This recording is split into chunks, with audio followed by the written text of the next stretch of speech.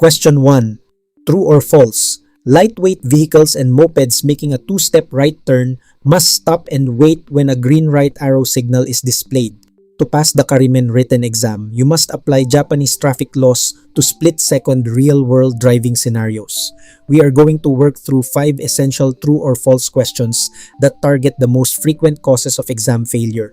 For each question, pause the video to lock in your answer.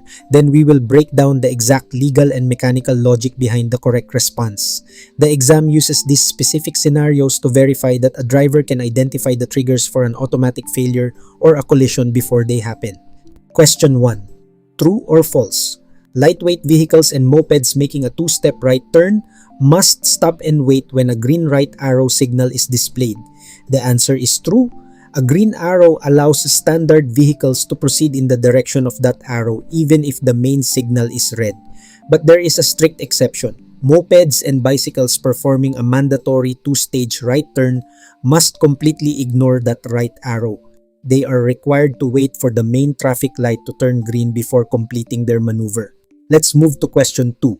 True or false? The creep phenomenon means an automatic transmission car can move without the accelerator being pressed, as long as it is not in park or neutral. That is true. When an automatic car is in any drive gear, the engine maintains constant forward pressure. Even without touching the gas pedal, the vehicle will slowly propel itself forward or backward. Failing to anticipate a moped's stationary position on a green arrow or forgetting the constant forward pressure of an automatic engine accounts for a high percentage of beginner driver collisions. Question 3. True or false? If your vehicle breaks down at night on a roadway, turning on your hazard lights is a legal requirement. True. Deploying hazard lights and often road flares is a strict legal mandate in Japan. This provides an immediate warning to prevent secondary high-speed collisions in low visibility. Question 4. True or false? If an accident causes injuries, calling 110 is your first priority. False. Medical assistance is the uncompromising first priority. Call 119 for an ambulance before anything else. Next, administer first aid. Only after securing the injured do you contact 110. The exam identifies drivers who instinctively defer to law enforcement first. Prioritizing medical triage over police reporting saves lives and fulfills your legal duty to avoid negligence. Question 5. True or false? Compulsory automobile liability insurance covers the minimum damages to victims and is legally required upon purchasing a vehicle. The answer is true. This insurance is mandatory, but it exists exclusively to cover the minimum damages paid out to accident victims and their families. Because compulsory insurance limits are so narrow, drivers use voluntary insurance to cover their own vehicle repairs, property damage, and personal medical expenses. Driving in Japan is a highly choreographed system requiring exact adherence to strict legal parameters. Before you can even get behind the wheel, you have to clear the Karimen, the provisional written test. Getting your permit requires a rigorous 90% score to pass. To help you hit that mark, we are going to run a pop quiz covering 5 specific high failure rate, true or false scenarios straight from the exam. Success on this test depends on your ability to actively unlearn the driving intuition and muscle memory you brought over from your home country. Question 1. At a Japanese self-service gas station, high-octane gas is marked with a green nozzle and diesel is yellow. True or false? Lock in your answer. The answer is false. This illustration of a Japanese gas pump shows a system that directly contradicts Western color coding norms. You have to memorize this exact standard. Regular gas is always red, high octane is yellow, and diesel is strictly green. Question 2. A white diamond-shaped road marking indicates a pedestrian or bicycle crossing is coming up. True or false? That is true. This illustration shows what that diamond looks like from the driver's perspective. These environmental cues serve as early warning systems. The law expects an immediate physical response the moment you see them, like taking your foot off the accelerator to prepare to stop. Question 3. It is legal to proceed past a vehicle stopped at a crosswalk as long as you do not visually see any pedestrians. True or false? False. This diagram illustrates the hidden pedestrian hazard. When a car stops at a crosswalk, its frame creates a blind spot directly in the crossing path. You must come to a full stop before passing. Japanese law assumes danger exists wherever visibility drops to zero. Question 4. Risk prediction or Kiken Yochi uses what-if scenarios to shorten response times by 0.75 seconds. True or false? True. As shown in this HUD overlay, Kiken Yochi involves actively scanning the road with a predictive mindset rather than relying on reactive driving. Anticipating danger saves 0.75 seconds of reaction time. At 40 kilometers per hour, that saves 8.3 meters of critical braking distance. A 50 cubic centimeter moped, known as a Gensuki, can carry one passenger at speeds up to 60 kilometers per hour.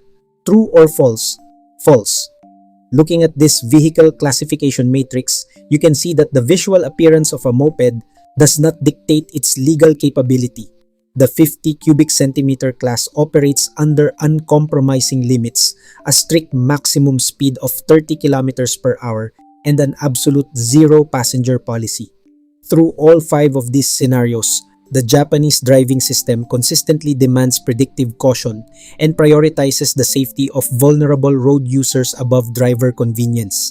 This chart summarizes the 5 corrected rules we just reviewed.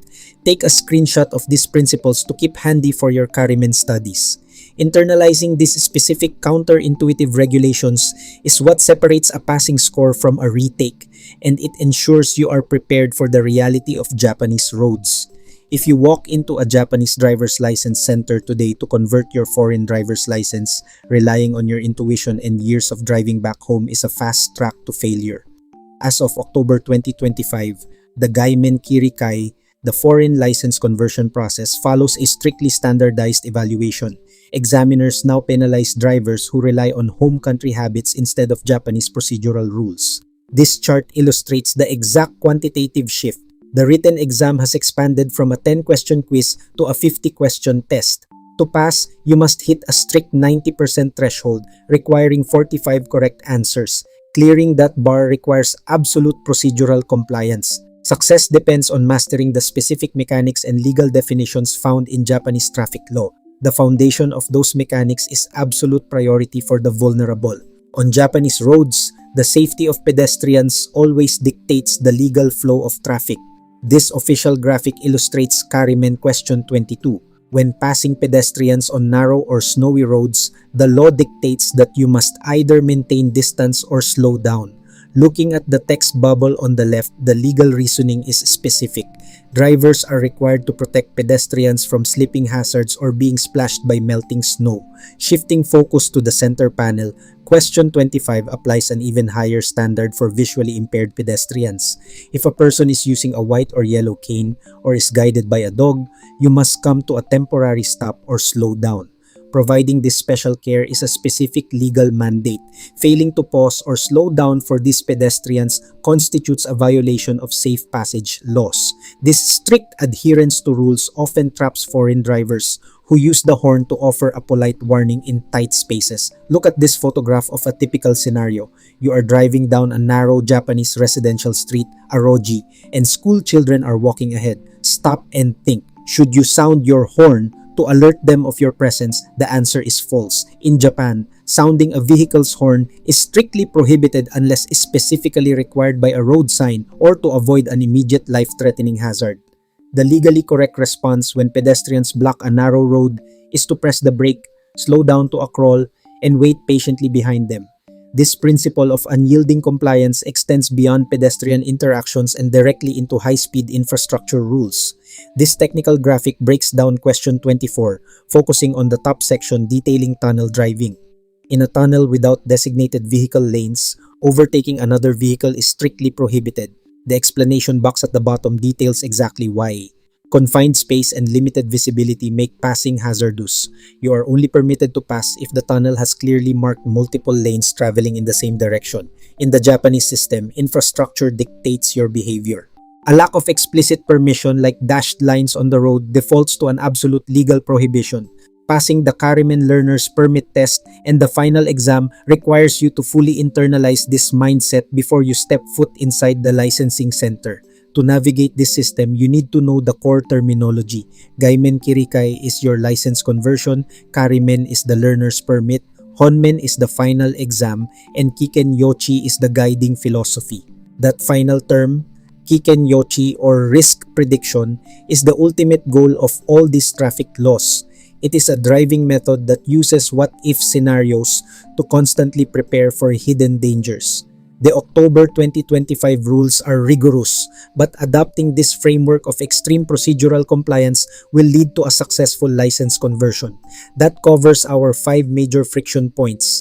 You now know to stop mopeds on a 2-stage right turn, anticipate the constant pressure of the creep phenomenon, prioritize 119 for medical emergencies, and understand the scope of compulsory insurance. A perfect score on these questions indicates that you can identify the legal and ethical requirements of the Japanese road, moving you one step closer to passing your Karimen.